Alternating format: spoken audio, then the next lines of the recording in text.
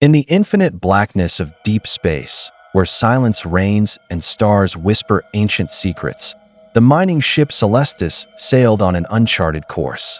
A hulking vessel built for extraction and survival, its cold metal hull carried not just precious minerals, but also the frozen dreams of countless miners, each entombed in a cryopod.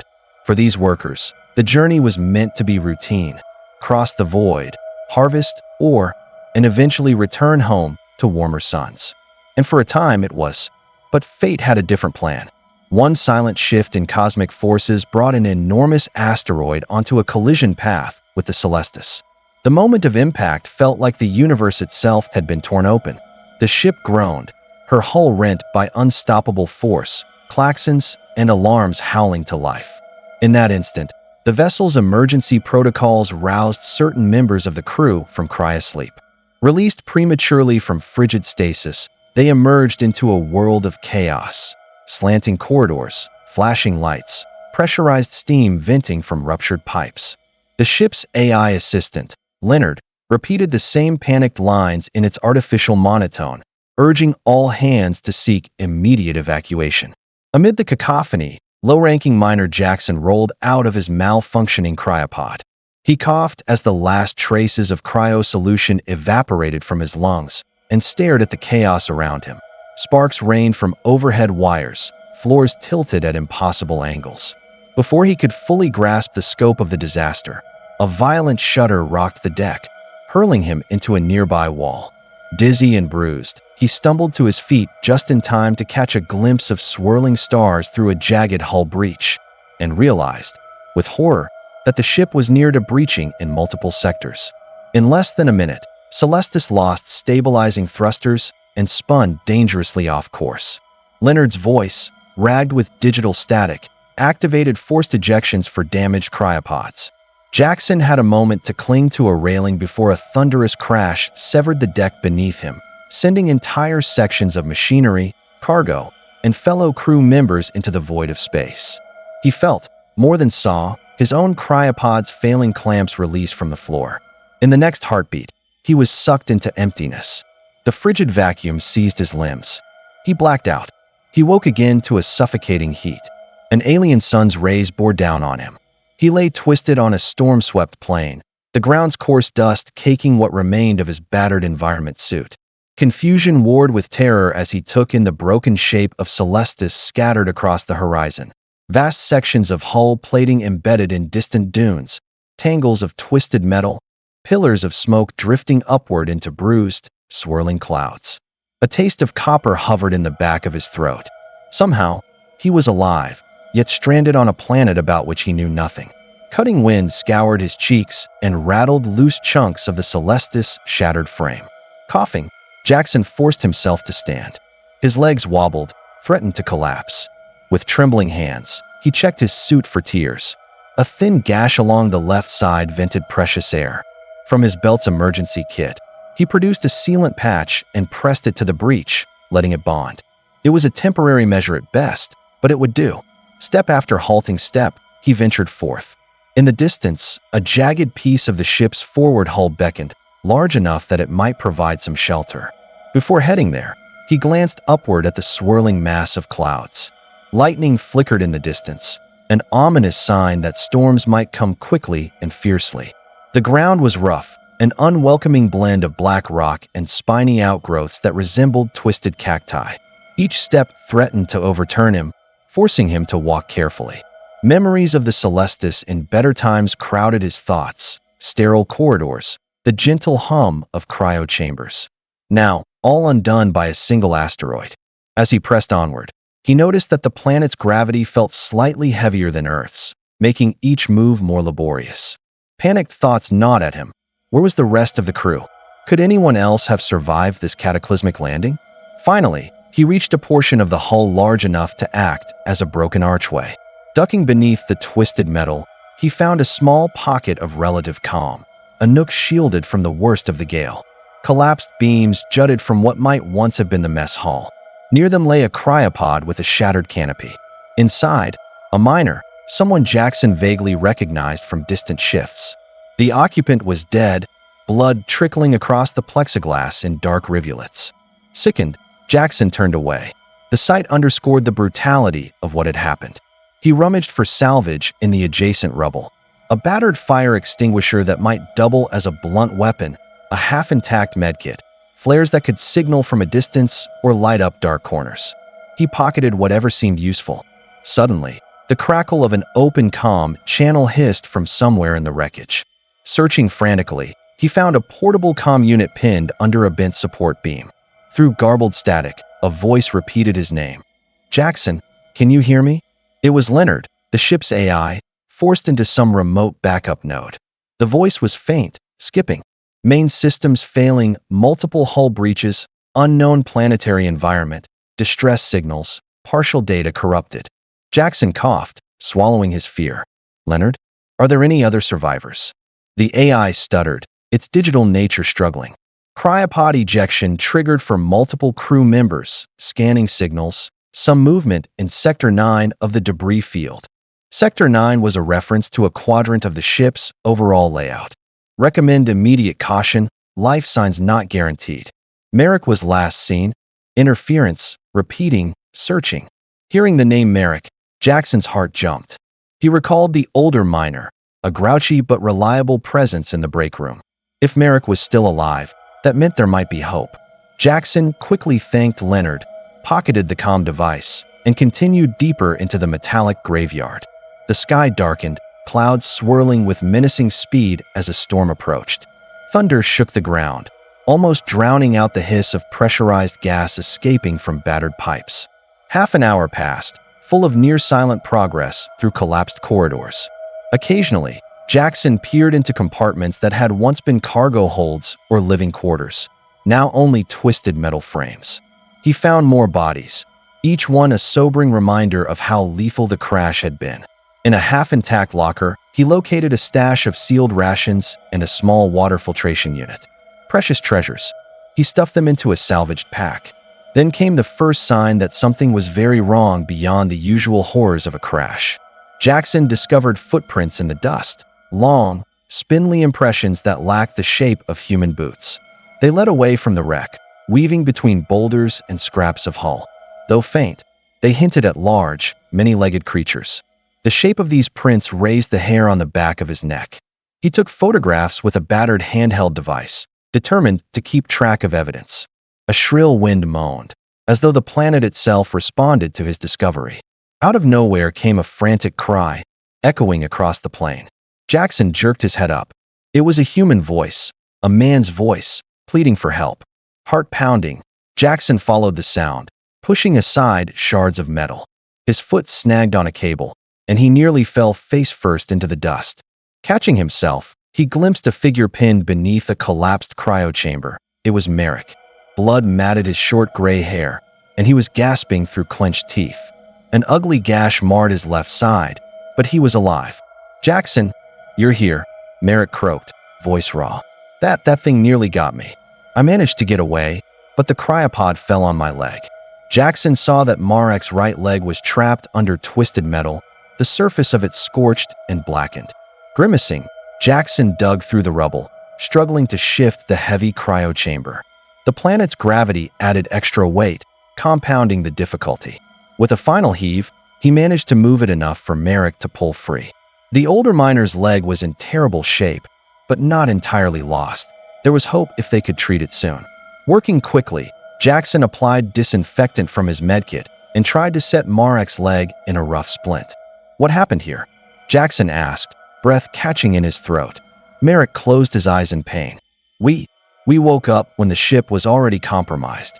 I saw shapes moving through the corridors, Jackson. Something was on board even before we crashed. Then the asteroid, it tore everything apart. I blacked out, woke up on the surface, and that's when I saw these creatures. Giant spider-like beasts with tails like scorpions. They dragged off some of the others. I tried to run, got pinned. His words chilled Jackson. So the footprints belonged to monstrous spider-scorpion hybrids, and they had apparently invaded or stowed away on the Celestis even before the impact. Or maybe they were native to the planet, drawn by the crash. That question lingered unanswered. They had no time to dwell on it. The swirling sky unleashed a torrent of storms. A deluge of acid-laced rain. Merrick was in no shape to walk far on his injured leg. They needed better shelter. They also needed more medical supplies, not to mention some plan for contacting Earth. The ill-fated vessel's distress beacon might have deployed automatically, but it would likely be damaged, and even if it worked, signals took months to cross space. Rescue could be years away, yet they had to try. Once the rain eased to a sputter, Jackson hoisted Marek's arm over his shoulder, half carrying him deeper into the wreck. And that was when they discovered the second wave of horror. More footprints, multiple sets. The ground was pocked with them, scuttling around in a rough circle as though searching for survivors or supplies. They were fresh. The creatures were close. A throbbing sense of danger pulsed in Jackson's mind. He dragged Merrick carefully into the remnants of a corridor lined with warped doors. One door was jammed, half sunk. Using a piece of piping as leverage, he pried it open just enough for them to slip inside. The room beyond was a maintenance bay of some sort, scattered with half-salvaged drones and crates. They sealed the door behind them with an improvised wedge, then sank to the floor, exhausted. Merrick grimaced, panting. "We can't stay here forever. They'll sniff us out eventually." "I know," Jackson whispered, rummaging for an intact flashlight. "But we need a plan, and you need rest. Let's see if we can rig some basic defenses." Beneath overturned crates, they found metal rods, compartments of drone fuel, and a few electric net projectors meant for controlling robotic machinery. They were battered, but might still function. Jackson tested one, creating a short-range arc of crackling net energy. If they could lure a spider scorpion into a corridor and trigger it, maybe they could immobilize the beast. They tended Marek's leg with antiseptics salvaged from a battered first aid kit. While they worked, a faint voice crackled through Jackson's handheld radio. "Hello? Can anyone please respond?" Luna. Her tone trembled with fear, but also held a note of determination. "I'm pinned in a cryopod near the port side hull breach. Air supply failing." Marek's eyes flicked to Jackson. "She's alive. If we can get to her." But he trailed off, pained. They both realized they couldn't leave her out there. Cautiously, Jackson responded. "Luna, this is Jackson. Where exactly are you?" A muffled sound of relief came over the radio. I see twisted struts near a big rent in the hull. The corridor sign reads C-23. I'm stuck behind debris."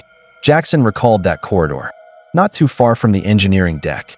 However, it meant traveling outside the path they just took, close to where the footprints congregated. Without hesitation, Jackson resolved to go. "Merrick, stay here. You can't move quickly on that leg. Try to keep quiet. We'll come back for you." Though fear flickered across his features, Merrick nodded. He handed Jackson a battered sidearm, an industrial plasma cutter that could act as a short-range weapon.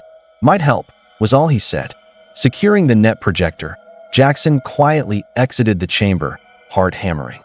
The corridor outside was gloomily lit by sparks from overhead wiring. He could almost smell the acrid tang of metal and ruin. Each step brought him closer to the place Luna described, and with it, the possibility of encountering those monstrous creatures. The overhead thunder deepened, and the planet's wind shrieked as if mocking him. Finally, he reached corridor C-23. The floor angled downward, making the route precarious. A half-collapsed column of metal plating partially blocked the way, behind which he glimpsed a battered cryopod. Inside it, a faint silhouette, Luna. She hammered the glass from inside, pointing at the jammed release handle. Jackson braced himself, forced the handle with all his might, and the canopy cracked open. A rush of stale, thin air escaped. Luna's face, slick with sweat, peered up at him with desperate gratitude. Before they could speak, a skittering sound echoed behind them. Adrenaline spiking, Jackson spun to see one of the monstrous spider-scorpion creatures creeping along the ceiling. Its limbs ended in hooked tips that clung effortlessly to metal. The tail, arched overhead, dripped some dark fluid. Panic flared in Jackson's chest, but Luna's strangled gasp brought him focus. He triggered the net projector. Sparks flew, and an electric mesh launched forward, momentarily entangling the creature's forelimbs. It screeched, a high-pitched wail that sent Jackson's nerves into overdrive. Yet the net fizzled out quickly. Apparently the device was damaged. Freed, the spider hissed in rage, scurrying forward. Frantically, Jackson grabbed the battered sidearm from his belt, aimed, and fired. A searing line of plasma singed across the beast's exoskeleton, not enough to fell it, but enough to slow it. He fired again, focusing on the joint near the tail. With a sizzling crack, the tail segment snapped off. The creature convulsed, rearing up, then lunged. Jackson and Luna dived aside at the last second, feeling a brush of those horrifying limbs pass over them. Seizing an opening, Jackson jammed the fire extinguisher's nozzle under the creature's abdomen and unleashed a deafening blast. A cloud of compressed foam and chemicals erupted, disorienting the monster. Disoriented and screeching, it stumbled into a pile of debris. Without pausing, Jackson seized Luna's hand, dragging her away from the thrashing beast. They scrambled down the corridor as the creature's enraged wails echoed behind them, blending with the planet's furious wind. After turning several corners, they emerged into an open compartment that once had been engineering storage. It stank of burnt wires and sulfur. Chunks of the ceiling had collapsed into huge metal heaps. Luna shook, still processing that near-fatal encounter. What is that thing? It's like a spider, but worse, she whispered. Some native predator? Or maybe something that stowed away on the ship. I'm not sure. Jackson's voice came out hoarse. We need to keep moving. Marek's injured not too far from here, and we found a somewhat safer place to regroup. Luna nodded, though her eyes shone with fear. Her environment suit was tattered, but intact enough to hold atmosphere. With Jackson's help, she stabilized her breathing through short bursts of oxygen from a portable tank. They pressed on, crossing the bowels of the wreckage. Each new section revealed more signs of the creature's presence.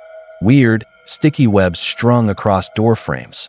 Lumps of unidentifiable matter that might have been small animals or leftover scraps from the spider's kills. At last, they reached the maintenance bay where Marek was waiting. He gave a weak grin at seeing Luna. Thank the stars you made it back. She crouched by him, applying better bandages and offering a small measure of rehydration fluid. Meanwhile, Jackson felt his nerves slowly settle, replaced by a cold awareness that their situation was only getting worse.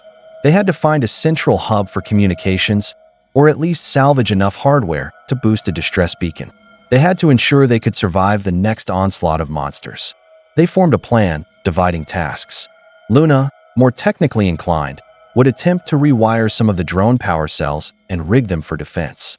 Marek, limited by his injury, would keep watch, armed with the sidearm.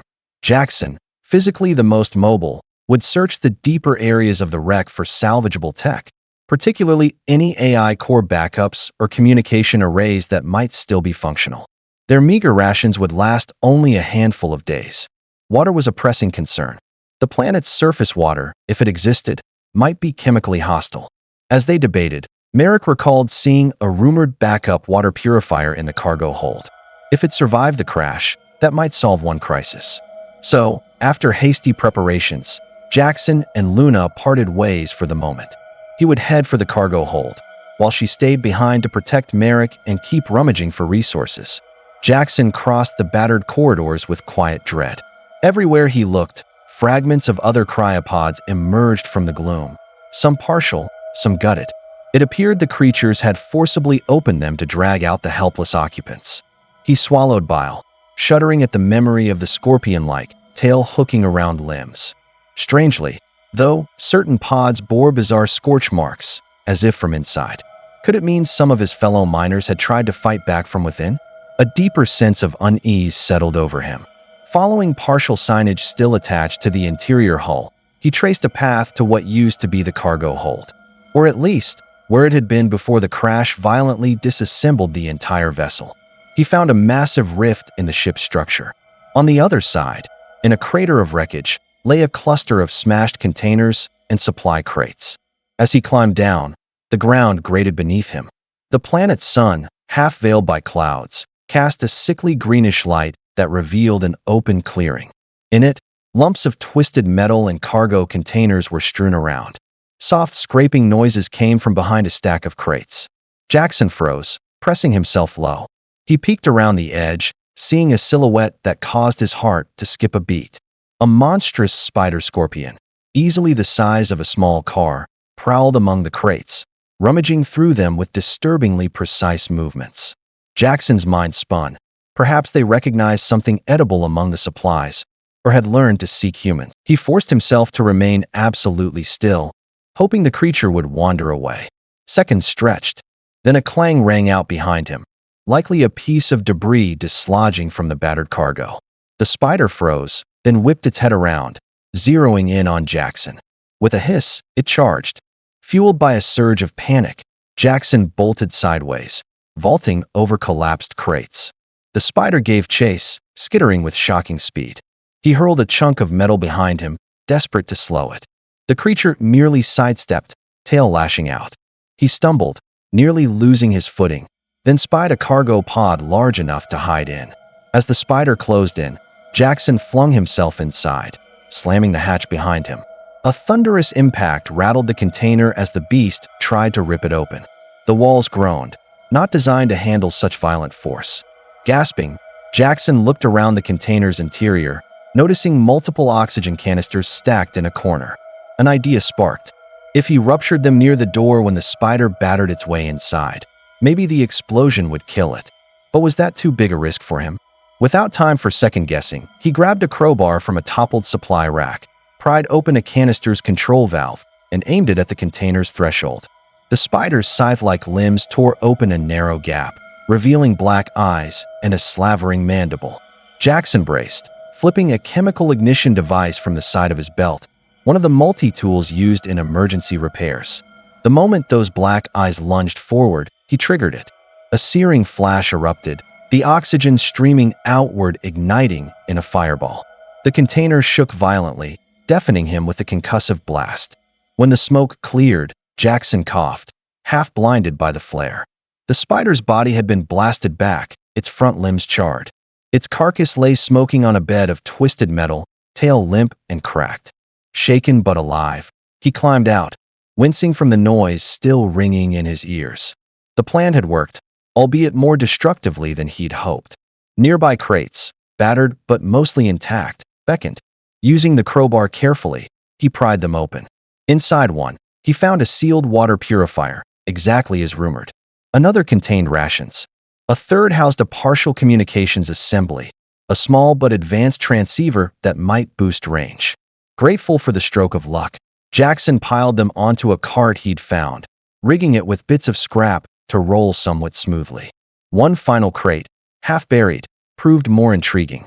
It held containers labeled Project Chrysalis, written in bold stenciled letters, with corporate insignias that matched the Celestis owners. A sense of foreboding settled in as he flipped one open. Inside were vials of what looked like thick, dark fluid, along with cryptic documents referencing genetic splicing, accelerated metamorphosis, and alien host viability. The meaning was ominous. Had the company been conducting illegal experiments on extraterrestrial life? Perhaps these spider-scorpion creatures were known natural natives, but bred or captured for clandestine study. Furious and terrified, Jackson realized the ship's downfall might not have been an accident at all. Loaded with supplies and chilling revelations, he returned to the maintenance bay. The storms outside had worsened. Acidic drizzle hissed against metal. Every so often, the wind carried echoing screeches in the distance. Reaching the improvised safe area, he found Luna anxiously waiting, and Merrick dozing in fitful slumber. She helped Jackson unload the loot. Her eyes widened at the label Project Chrysalis. "This could explain a lot," she murmured, scanning the documents. "It references some invasive species that was supposedly hibernating. Tests, timelines, it's all hush-hush. The company might have been shipping these creatures, maybe even breeding them, right under our noses." A wave of anger rushed through Jackson. "They dragged us along like pawns, leaving the entire crew in the dark. Now look at us." Merrick, half awake, overheard enough to curse under his breath. "Corporate scum," he spat. "No wonder the creatures are so organized. They aren't just random predators. We might be stuck in their breeding ground. Or maybe they adapted to the environment after the crash. They huddled in that damaged chamber for hours, patching suits, hooking up the water purifier, and sampling the planet's ground moisture for contaminants. The purifier worked slowly, but with it, they'd have a small but steady water supply." Jackson took the partial communications assembly to Luna. Together, They welded broken circuits and coaxed the battered system to life. Dim lights flickered on a small console, indicating it might be able to broadcast short-range signals. "That's not enough to call Earth," Jackson said with a tired shrug. "But maybe we can patch it into the distress beacon from the main deck. If it's still intact, we boost the range." Luna exhaled. "Worth a try? Even if rescue is years away, we have to start that clock ticking." Working in tandem, they improvised. They fought exhaustion and repeated surges of panic whenever skittering echoes approached. They rigged more net projectors using leftover drones. Merrick, though racked with pain, insisted on standing guard, sidearm at the ready. The knowledge of Project Chrysalis weighed on them like a curse. If the corporation had truly orchestrated this secret cargo, the monstrous presence of these spider scorpions might have been the hidden cargo's reaction to new freedom. Or perhaps, as the documents hinted, an experiment had gone catastrophically wrong. At last, they overcame the main technical challenges, hooking the communications assembly to a salvaged antenna coil. Through a battered console screen, a flicker of data, partial systems online. A status readout indicated the main deck's computer core might remain functional, albeit with limited power. They keyed in the distress call parameters, set it to repeat on multiple frequencies. Then, with a final keystroke, Luna activated it. A faint hum resonated through the hull. "Distress beacon broadcasting," she announced quietly. "If Earth picks it up, it's 8 months just for them to hear it. Then, who knows, 2 years more. We're in it for the long haul." A sobering silence followed. They had done all they could from a communication standpoint. The next question: could they survive that long on a planet ruled by monstrous predators, battered by savage storms, with limited resources? No one wanted to voice that question, but it hung over them. In the days that followed, the trio established a workable routine. They set up better barricades around the maintenance bay. They mapped portions of the wreck to find safer paths. Jackson ventured out regularly to gather additional supplies, salvaging anything that might keep them alive. With each expedition, he glimpsed more evidence of the planet's fierce ecosystem. Weird, luminescent fungi that thrived in acidic puddles, rodent-like creatures with tough hides scurrying among twisted beams, and always the looming threat of the spider scorpions that reigned supreme. In some corners of the ship, clusters of spider eggs glowed with an unearthly bioluminescence. Jackson learned to steer well clear. Once hatched, hundreds of spiderlings would swarm. Despite adversity, the small group found glimmers of hope. They managed to seal cracks in the bay's ceiling so the acid rain wouldn't drip in. They jerry-rigged leftover solar panels to trickle charge their handheld devices and net projectors. Luna discovered an unused door leading to a half-flooded passage where inert robots had been stored. Reprogramming 2 of them, she turned them into rudimentary watch sentries that emitted piercing alarms whenever large motion was detected. That gave them some measure of rest. Now and then, Leonard's metallic voice would break the stillness over the calm. Incomplete phrases or glitchy updates. The AI, likely trapped in a damaged server core, seemed to be monitoring them, though it offered little coherent guidance. Merrick, still healing, studied the Project Chrysalis documents, looking for weaknesses in the creature's biology. He found references to a vulnerability to certain toxins, specifically bioluminescent organisms that fed on them, a firefly-like species. If they could harness that, maybe they could repel or kill the spiders en masse. Weeks slipped by, punctuated by vicious storms, terrifying spider encounters, and expansions of their makeshift fortress. Over time, they grew somewhat adept at evading or fending off the monstrous foes. Under a cracked starlit sky, Jackson would stare up at the cosmos, imagining the rescue that might or might not ever come. Sometimes, after fending off an incursion by the beasts, they'd simply slump against the metal walls, breathing raggedly, too tired for conversation. But in those exhausted silences, a bond of mutual trust and reliance grew. One day, while exploring the southwestern quadrant of the wreck, Jackson made a new discovery that changed everything. He stumbled upon a sealed lab compartment that seemed mostly intact. Inside, large glass tubes lined the walls, tubes that might have once housed specimens.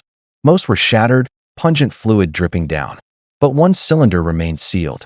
Approaching carefully, Jackson wiped away the condensation to reveal an occupant, a humanoid figure with elongated limbs and features that were half human, half something else. The face was contorted in what looked like pain or fury, and opaque eyes stared blankly.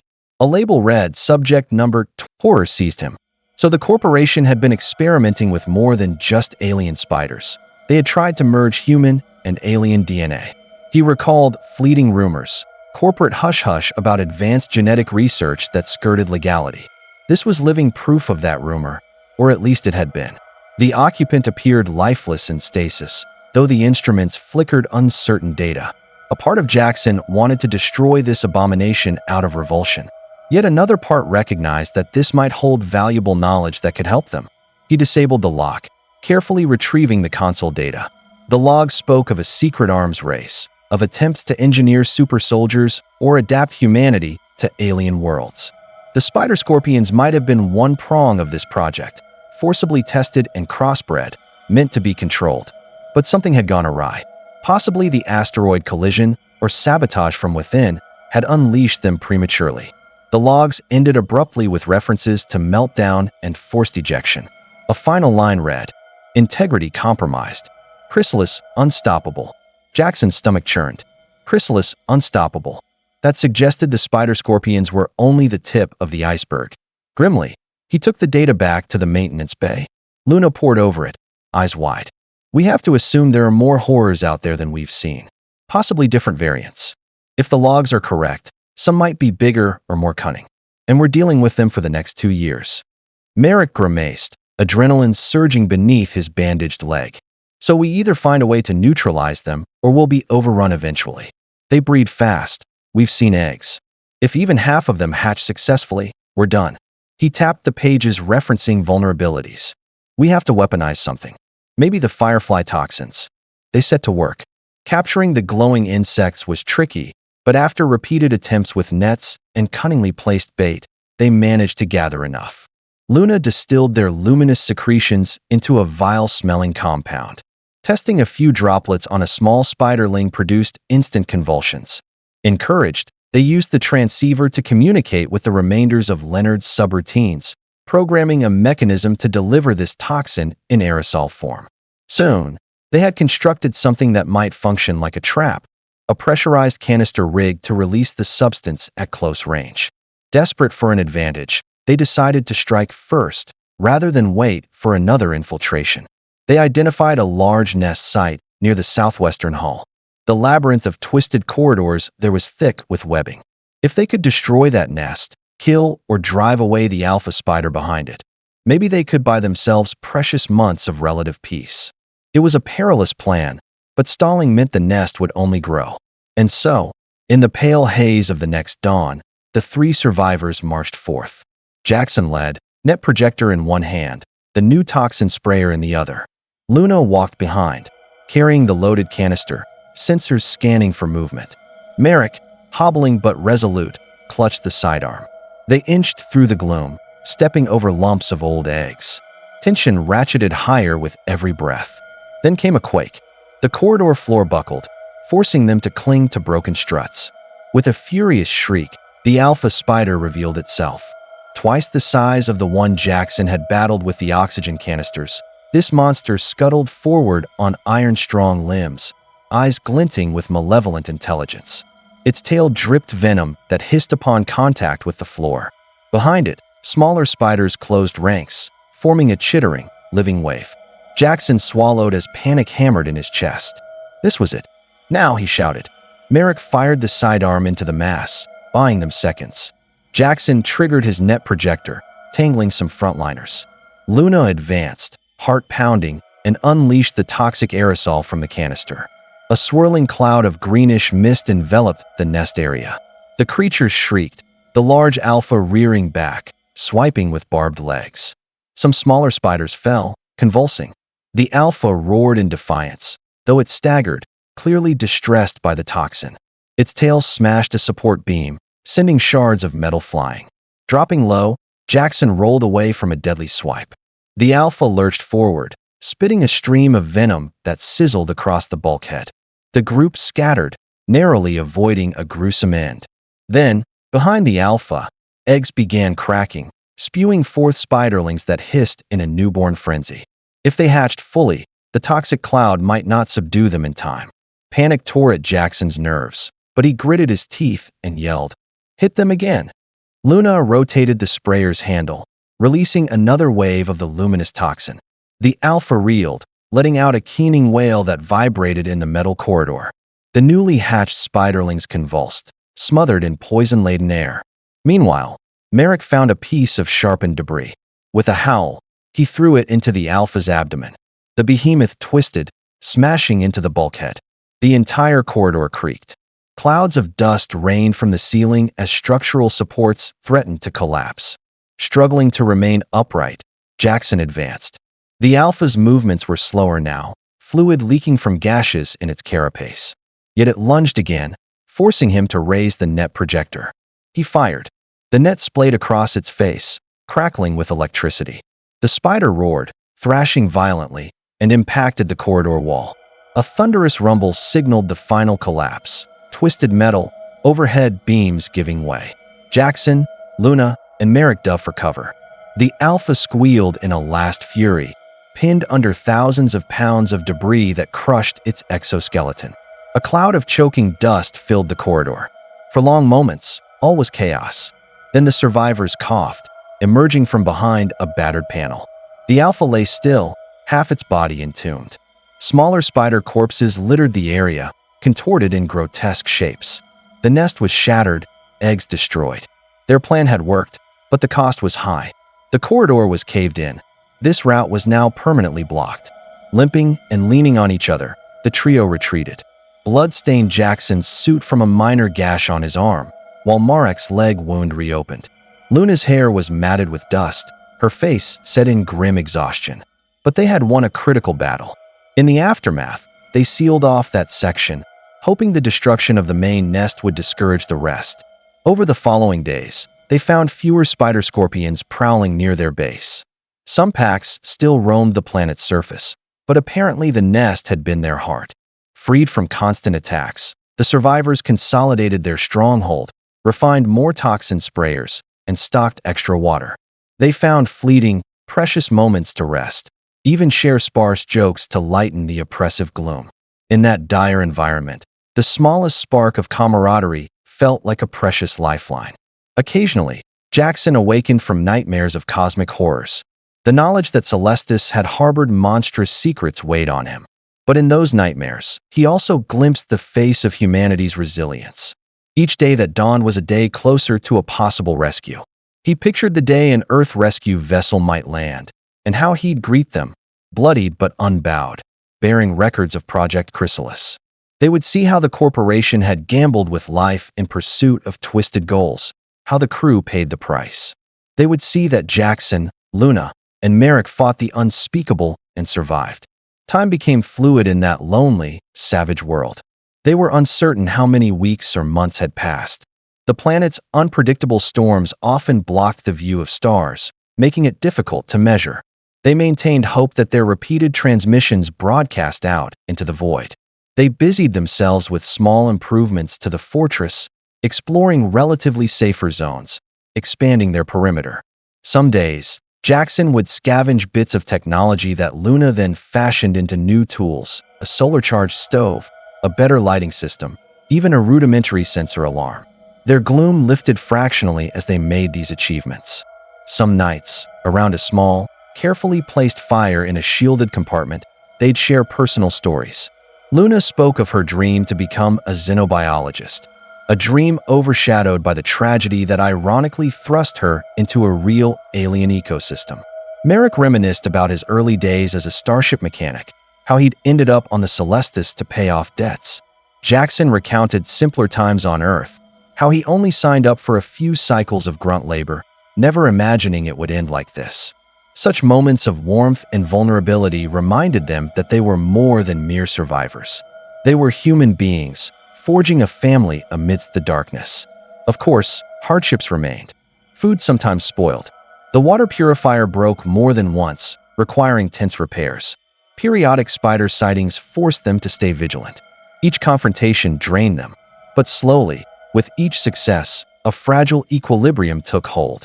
They learned to read the planet's shifting winds, to sense approaching storms. They identified certain mushrooms that were edible after thorough boiling, supplementing their rations. They discovered how to use spider chitin plating as makeshift armor for setting up external outposts. One day, half a year into their ordeal by their best estimate, the world changed again. A faint beep from the communications console alerted them to an incoming transmission. Heart pounding, Jackson, Luna, and Merrick hurried to the console. Static hissed for a few seconds. Then a garbled voice emerged. Distress beacon received. Earth reconnaissance, we see your location. Estimated arrival, 2 years from now. Maintain, remain strong. A hush fell over them. Tears pricked Luna's eyes. They had done it. Earth had heard their call, and they were not alone. Yes, it was still 2 years away, but the knowledge that rescue was truly en route ignited renewed hope. They collapsed into a group embrace, exhaustion and relief mingling in sobs and strained laughter. After that, they redoubled their efforts. If they could survive half a year on this savage planet, they could survive 2 more. They mapped safe routes, developed signals for each other in emergencies, and refined their toxins against the spider scorpions. They even fashioned decoys to lure the beasts away from crucial supply runs. Each day felt marginally less precarious, though the threat remained real. Seasonal shifts on the planet brought new perils, scorching heat waves followed by sub-zero nights, flash floods of acidic rain, relentless quakes that reshaped the land. Yet through it all, the survivors adapted. Little by little, they peeled back the planet's mysteries. They found ancient rock formations that suggested prior life, or perhaps extinct civilizations. They tested soils in far corners of the wreck, gleaning small insights into the planet's geology. The impetus for science returned, albeit overshadowed by the daily battle to remain alive. In quieter hours, they faced the ghosts of the Celestis. The corridors still stood as silent testimony to the hundreds who lost their lives. Sometimes, searching a new area, they'd find a body or two, or a log entry from someone's final moments. It was sobering. They used every discovery to bolster the record they kept on the comm logs, wanting Earth's eventual rescue to know the full story. Jackson in particular felt it a duty to document the monstrous betrayal behind Project Chrysalis, so that no corporation would repeat such atrocities. As the first full year passed by their best reckoning, they realized something remarkable. They were truly living, not just surviving. They had a routine, a series of tasks. They shared camaraderie, sometimes even laughter. The planet, while harsh, had become a place they understood better. They'd even begun forging ways to cultivate small patches of hardy fungus near the wreck, incrementally improving their food security. The spider threat never vanished, but after their alpha was slain, the creatures seemed more scattered, less organized. They'd face them in smaller packs, or occasionally while patrolling, but rarely in the massive hordes of earlier days. A delicate balance had formed. When the second year drew closer, glimpses of an incoming Earth ship occasionally flickered across the comm channels, a coded message that each day shortened the distance between them. Still, they couldn't let their guard down. If they'd learned anything, it was that complacency could kill. Yet the knowledge that salvation was tangibly near lent them a new confidence. They cleaned themselves more thoroughly, prepared gear they wanted to take home, and left signals around the wreck for the rescue team, in case any approach was made at night or in storms. Then, at long last, on a gray morning dominated by moaning winds, the final chapter of their nightmare began. A massive quake shook the planet, splitting the ground near the southwestern hull. Jackson, Luna, and Merrick clung to metal supports as the floor split wide, revealing a subterranean cavern. From that fissure came a deafening chorus of hisses, an entire subterranean nest of spider scorpions awakened by the quake. Far more monstrous shapes emerged, including one bigger than any they'd seen, a brood mother, glistening with eggs and trailing a cluster of spiderlings. Realizing the nest had never truly been destroyed, they confronted the horrifying truth that these numbers dwarfed anything they had fought before. This was a final stand. Moments later, a bright streak burned across the sky, a vessel entering the planet's atmosphere. Their rescue had arrived earlier than the final projection. Perhaps new faster drives, or they had shaved weeks off the journey. Excitement warred with terror. If they let the brood mother roam free, no human would be safe. The rescue team might land in a war zone, summoning every last resource, The survivors raced to rig their base with a final line of traps, toxins, and net projectors. They broadcast a warning to the inbound rescue craft, urging them to circle overhead until the immediate threat was dealt with. Then came the siege. Scores of spider scorpions boiled out of the fissure. Jackson, Luna, and Merrick donned the battered remains of their suits, carrying toxin canisters and improvised explosives.